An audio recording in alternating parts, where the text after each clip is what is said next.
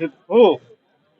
तो उसी संदर्भ में आज हमारे अखाड़ा परिषद के माननीय अध्यक्ष जी आदरणीय रविंद्र पुरी जी महाराज, जिनकी अध्यक्षता संरक्षण में ये सारा कार्य हो रहा है, और हमारे आनंद पीठाधीश्वर आचार्य महामंडलेश्वर स्वामी बालकानंद जी महाराज, जिनका संरक्षण पूरी तरह से प्रारूप बनाने का भी प्रस्ताव रखा हुआ है और बनाने का प्रयास भी किया है।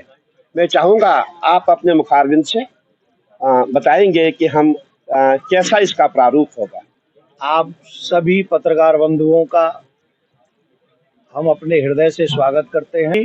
अखाड़ा परिषद के अध्यक्ष पूज्य हमारे आचार्य, सभी जितने भी हमारे यतीन्द्रानंद जी महाराज, हमारे हरि चेतनानंद जी महाराज, और जितने बंधुओं को प्यार भरा राधे राधे करते हुए, ये कुंभ हम सभी सनातनियों के लिए बहुत महत्वपूर्ण है।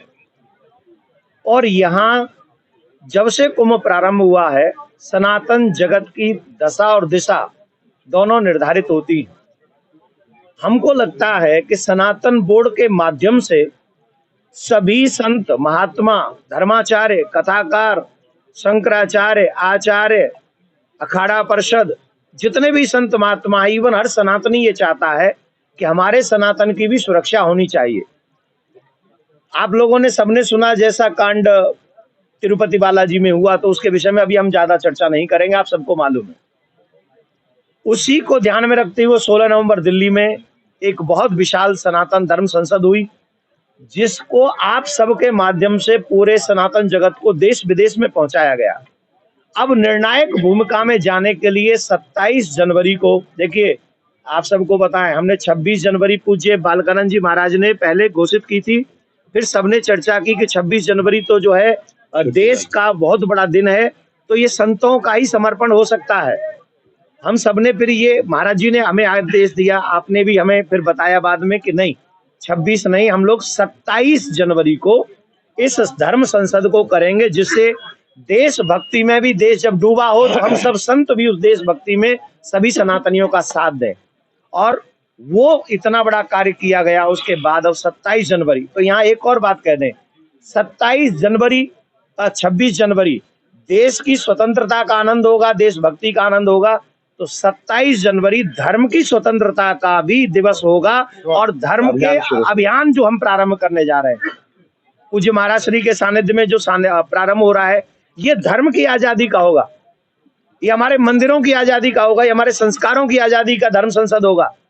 अब आप कह रहे होंगे कि आप आजाद नहीं है, तो आपके चैनलों पे मैं ये कह सकता हूं, हम सभी ये कह सकते हैं कि हम आजाद नहीं है।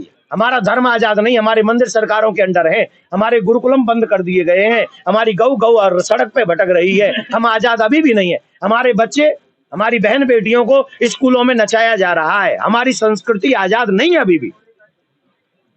बिल्कुल। इस बात को आगे बढ़ाने के लिए हमें सनातन बोर्ड चाहिए।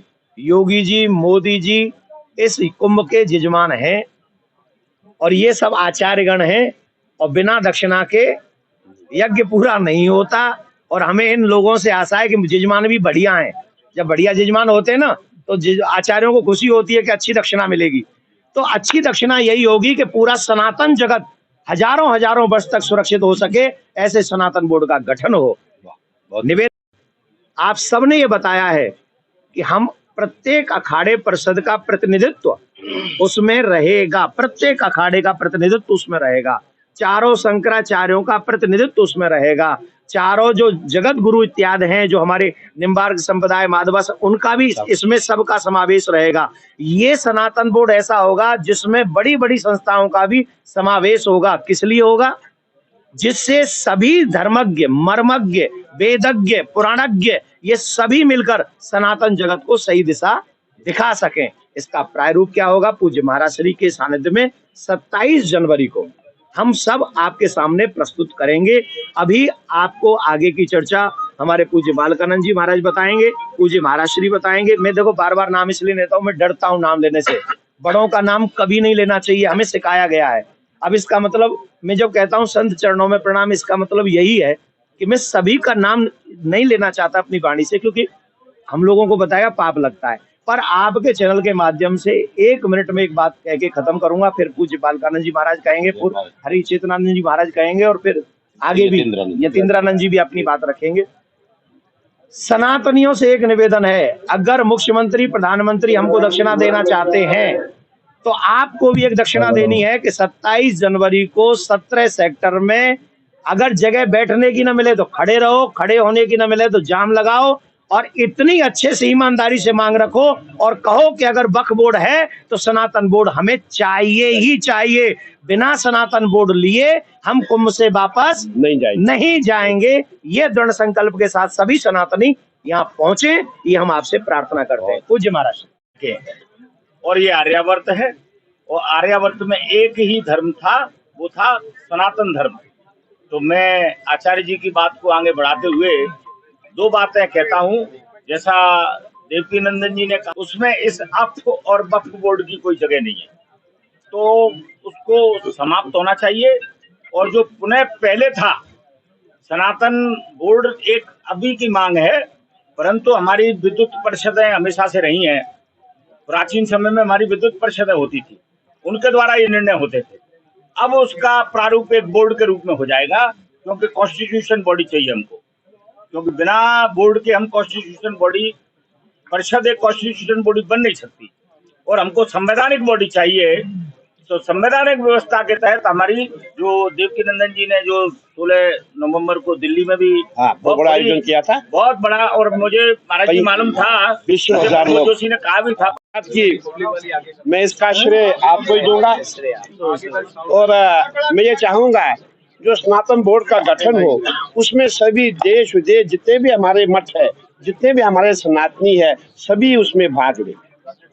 और आने वाली 27 जनवरी को जो हमारा कार्यक्रम महाराज श्री के पंडाल में होगा, और हमारा 17 सेक्टर में हमारा पूरा प्रयास रहेगा, जितने भी मेरा क्षेत्र में पंडाल है, जितनी भी कथाएं हो रही है, वो 27 को सब अपना अपना काम छोड़ करके, जितने भी हम संत है, महात्मा सनातनी है, सभी कौन से 17 सेक्टर में हम महाराज श्री के पंडाल में पहुंचेंगे। और 12 बजे हमारा जो है 12 बजे से शाम के 5 बजे तक हमारा कार्यक्रम चलेगा। और दिल्ली में आपने देखा होगा, जब दिल्ली में शुरुआत हुई थी 12 बजे हमने शुरू किया था और रात तक चलता ही रहा था। मैं समझता हूँ अंधेरा भी हो गया था, लेकिन कोई वहां से जा नहीं रहा था, ऐसे लोग वहां इकट्ठे हुए थे। हमारा प्रयास है जो हमारा बोर्ड हो बहुत सुंदर हो, वो स्वच्छ हो, ऐसा हो कि जिसमें सबको भाग मिले, सब उसमें हमारे सदस्य हो। जैसे आपने देखा होगा हमारे 13 अखाड़े हैं, हमारे महामंडलेश्वर है, हमारे कथाकार है, पूरे भारत में जितने मठाधीश है, हमारे शंकराचार्य है, सभी उसमें जो है हमारे पदाधिकारी होंगे, सभी उसमें सदस्य होंगे। और हम ये भी कहना चाहेंगे, मुझे कहीं लोगों ने कहा, बोले महाराज कभी कभी बड़ी मछली छोटी मछलियों को खा जाती है। मैंने महाराज को भी कहा था कहीं ऐसा न हो कि हमारे बीच में भी कोई ऐसी मछली बन जाए, ऐसा प्रयास हम बिल्कुल नहीं करेंगे।